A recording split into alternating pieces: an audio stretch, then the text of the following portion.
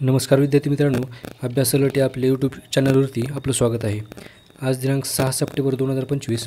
चला तर मग पाहूयात आजच्या चालू घडामोडी। तर विद्यार्थी मित्रांनो, व्हिडिओ पहिल्यापासून शेवटपर्यंत पाहण्याचा प्रयत्न करा। अतिशय महत्त्वाचे आणि निवडक प्रश्न आहेत जे की तुम्हाला कोणत्याही स्पर्धा परीक्षेमध्ये डायरेक्ट विचारले जाऊ शकतात। बघा, आजचा पहिला प्रश्न आहे, जागतिक बॉक्सिंग चॅम्पियनशिप 2025चे आयोजन कुठे सुरू झाले आहे? तर याचं उत्तर असेल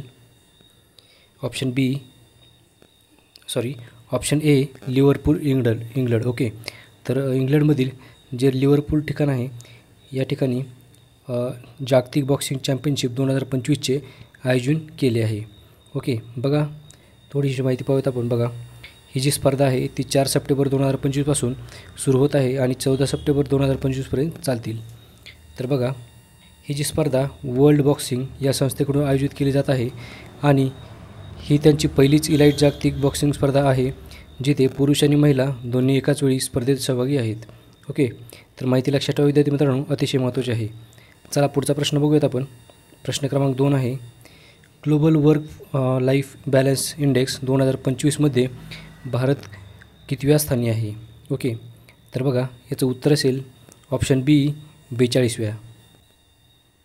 तर बघा विद्यार्थी मित्रांनो, global work life balance index 2025 हा नुकताच सादर करण्यात आला होता, ज्यामध्ये भारताचे स्थान 42वे आहे। ओके, तर चला बघा, या इंडेक्समध्ये पहिले स्थान आहे न्यूझीलंडचे, ज्याचा स्कोर आहे 86.87 आणि दुसरे स्थान आहे आयर्लंड या देशाचे, ज्याचा स्कोर आहे 81.17 आणि तिसरे आहे बेल्जियम। ओके, ज्याचा स्कोर आहे 75.91। ओके, तर लक्षात ठेवा। पुढचा प्रश्न पाहूयात आपण। प्रश्न क्रमांक 3 आहे, बघा, बॅडमिंटन वर्ल्ड चॅम्पियनशिप 2026 भारतातील कोणत्या शहरात आयोजित केली जाईल? त्याचं उत्तर असेल ऑप्शन डी नवी दिल्ली। तर नवी दिल्लीमध्ये ही जी बॅडमिंटन वर्ल्ड चॅम्पियनशिप जी की 2026मध्ये होणार आहे ती आयोजित केली आहे। ओके, तर बघा विद्यार्थी मित्रांनो, ही जी स्पर्धा आहे या स्पर्धेची 30वी आवृत्ती असणार आहे जी की 2026मध्ये नवी दिल्ली येथे आयोजित केली जाणार आहे। तर माहिती लक्षात ठेवा। चला पुढचा प्रश्न पाहूयात आपण। प्रश्न क्रमांक 4 आहे, बघा, केरळमध्ये मेंदू खाणाऱ्या अमिबाच्या संसर्गाचे प्रकरण आढळले आहे, तर त्या अमिबाचे नाव काय आहे? तर बघा याचं उत्तर असेल ऑप्शन ए नेग्लेरिया फाउलेरी। ओके, तर नाव व्यवस्थित लक्षात ठेवा विद्यार्थी मित्रांनो, आणि अतिशय महत्त्वाचा प्रश्न आहे हा। ओके, तर बघा, केरळमध्ये जो अमिबा सापडला आहे, ओके, जो की मेंदू खात आहे, ओके, अत्यंत दुर्मिळ परिस्थितीमध्ये हा आढळतो, परंतु याचा जो मृत्यूदर आहे तो जास्त आहे। ओके, तर त्यामुळे तुम्हाला हा प्रश्न लक्षात ठेवायचा आहे विद्यार्थी मित्रांनो। बघा, याचं उत्तर असेल नेग्लेरिया फाउलेरी। ओके, चला पुढचा प्रश्न पाहूयात आपण। विद्यार्थी मित्रांनो, थोडीशी माहिती पाहूयात। हा जो अमिबा आहे तो सामान्यतः गोड्या पाण्यातील उबदार पाण्यात आढळतो। ओके, तो नाकाद्वारे शरीरात प्रवेश करून मेंदूपर्यंत पोहोचतो आणि तिथे प्रायमरी ॲमिओबिक मिनिंगोनॅन्सेफॅलिटिस नावाचा दुर्मिळ पण जीवघेणा संसर्ग करतो। ओके, तर माहिती लक्षात ठेवा विद्यार्थी मित्रांनो। पुढचा प्रश्न पाहूयात आपण। ओके, तर चला प्रश्न क्रमांक 5 आहे, भारतातील पहिल्या स्वदेशी बनावटीच्या सेमीकंडक्टर चिप ज्याचे नाव आहे सेमीकंडक्टर चिपचे नाव काय आहे? ओके, तर बघा प्रश्न आहे, भारतातील पहिल्या स्वदेशी बनावटीच्या सेमीकंडक्टर चिपचे नाव काय आहे? ओके, तर उत्तर सांगायचं आहे तुम्हाला। याचं योग्य उत्तर असेल ऑप्शन बी विक्रम। तर विक्रम जो आहे तो भारतातील पहिल्या स्वदेशी बनावटीच्या सेमीकंडक्टर चिपचे नाव आहे। ओके, तर थोडीशी माहिती पाहूयात आपण। बघा, या विक्रम सेमीकंडक्टर विषयी बघा, विक्रम 32 बीट प्रोसेसर हा चिप पूर्णपणे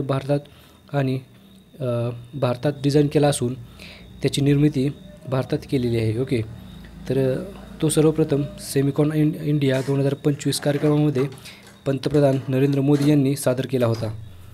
ओके, आणि तर बघा, हा जो चिप आहे विशेषतः अवकाशयानाच्या लॉन्च व्हेकलमध्ये वापरण्यासाठी डिझाईन केला असून तो कठोर वातावरणात कार्य करण्यास सक्षम आहे। ओके, तर चला विद्यार्थी मित्रांनो, पुढचा प्रश्न घेऊयात आपण। प्रश्न क्रमांक 6 आहे, सप्टेंबर 2025मध्ये राष्ट्रीय शिक्षक दिवस केव्हा साजरा करण्यात आला? त्याचे उत्तर असेल ऑप्शन ए 5 सप्टेंबर. तर 5 सप्टेंबर रोजी दरवर्षी आपण राष्ट्रीय शिक्षक दिन साजरा करतो. तर बघा, हा जो दिवस आहे तो डॉक्टर सर्वपल्ली राधाकृष्णन, जे की भारताचे दुसरे राष्ट्रपती होते, यांच्या जयंतीनिमित्त साजरा केला जातो. ओके, तर माहिती लक्षात ठेवा. पुढचा प्रश्न पाहूयात आपण. बघा, प्रश्न क्रमांक 7 आहे. नुकतेच मिचेल स्टार्कने आंतरराष्ट्रीय T20 क्रिकेटमधून निवृत्ती घेतली आहे, तर तो कोणत्या देशातील आहे? याचं उत्तर असेल ऑप्शन सी, ऑस्ट्रेलिया. तर मिचेल स्टार्क हा जो क्रिकेटर आहे तो ऑस्ट्रेलिया या देशातील आहे, ज्याने नुकतीच निवृत्ती घेतली आहे T20 क्रिकेटमधून. चला पुढचा प्रश्न पाहूयात विद्यार्थी मित्रांनो. प्रश्न क्रमांक 8 आहे. बघा, अतिशय महत्त्वाचा प्रश्न आहे. 22 सप्टेंबर 2025 पासून वस्तू आणि सेवा कर परिषदेने GST दरांची संख्या 4 वरून कमी करून किती करण्याची घोषणा केली आहे? तर याचे योग्य उत्तर असेल ऑप्शन ए, 2 स्लॅब 5% व 18%. ओके, तर बघा 5% व 18% हा स्लॅब ठेवला आहे. ओके, तर विद्यार्थी मित्रांनो, प्रश्न अतिशय महत्त्वाचा आहे. ओके, जो की तुम्हाला परीक्षेमध्ये विचारला जाऊ शकतो.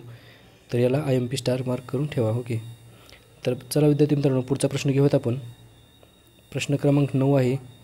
विद्यार्थी मित्रांनो, थोडीशी माहिती पाहूयात आपण. GST स्लॅबची संख्या 4 पासून 2 करण्यात आली आहे आणि याशिवाय विशेष सीन अँड लक्झरी गुड्ससाठी 40% स्लॅब देखील प्रस्तावित केला गेला आहे. ओके, आणि बघा थोडीशी माहिती पाहूयात GSTबद्दल. GST म्हणजे गुड्स अँड सर्व्हिसेस टॅक्स, म्हणजेच वस्तू आणि सेवा कर. हा एक अप्रत्यक्ष कर असून, म्हणजेच इनडायरेक्ट टॅक्स असून, तो भारतामध्ये 1 जुलै 2017 पासून लागू झाला आहे. ओके, तर चला नेक्स्ट क्वेश्चन पाहूयात आपण. प्रश्न क्रमांक 9 आहे. सप्टेंबर 2025 मध्ये कोणत्या शहरातील सफाई कामगारांना नाश्ता उपलब्ध करून देण्यासाठी अन्नपूर्णा योजना सुरू केली आहे? याचं उत्तर असेल ऑप्शन बी, बेंगलोर. तर बेंगलोरमध्ये ही जी योजना आहे अन्नपूर्णा योजना, ती सुरू करण्यात आली आहे. ओके, तर ही योजना कोणासाठी आहे विशेषतः? तर जे सफाई कामगार असतील शहरातले, त्यांना नाश्ता उपलब्ध करून देण्यासाठी त्यांच्यासाठी ही योजना असेल. ओके, जे सफाई कामगार असतील त्यांच्यासाठी. ओके, तर चला नेक्स्ट क्वेश्चन पाहूयात आपण विद्यार्थी मित्रांनो. प्रश्न क्रमांक 10 आहे. आजचा शेवटचा प्रश्न आहे. रेल्वे कर्मचाऱ्यांसाठी विमा लाभ वाढवण्यासाठी भारतीय रेल्वे आणि कोणत्या बँकेने सामंजस्य करार केला आहे? ओके, तर बघा याचं उत्तर असेल ऑप्शन सी, SBI म्हणजे स्टेट बँक ऑफ इंडिया. तर स्टेट बँक इंडिया आणि भारतीय रेल्वे, ओके, यांच्या दोघांमध्ये करार झाला आहे. ओके, सामंजस्य करार झाला आहे. हा जो करार आहे तो रेल्वे कर्मचाऱ्यांसाठी विमा लाभ वाढवण्यासाठी आहे. ओके, तर विद्यार्थी मित्रांनो, व्हिडिओ आवडला असेल तर व्हिडिओला लाईक आणि चॅनल सबस्क्राईब करा. भेटूयात आपण उद्याच्या व्हिडिओमध्ये. धन्यवाद. ओके.